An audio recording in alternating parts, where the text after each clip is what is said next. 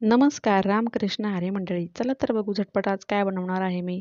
तर मंडळी आज मी बनवणार आहे म्हणजे ज्यांना येत नाही त्यांच्यासाठी हे मी कणिक कसं तिंबायचं हे आज सांगणार आहे.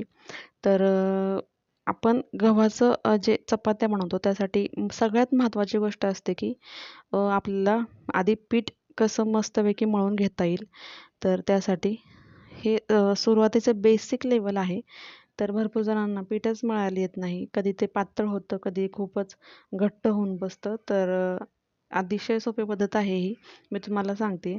मस्तपैकी आता काय करायचं, पीठ घ्यायचं गव्हाचं चाळून. चाळून घेतलं, त्यानंतर त्याच्यामध्ये ते व्यवस्थित पाणी टाकायचं. सगळं पीठ आधी ओलं करून घ्यायचं थोडं-थोडं पाणी टाकून. एकदम पाणी टाकायचं नाही आणि थोडं-थोडं पाणी टाकून ते व्यवस्थित भिजवून घ्यायचं आणि त्याच्यानंतर तो एकजूट सगळा असा गोळा करायचा आणि असं प्रकारे छान छान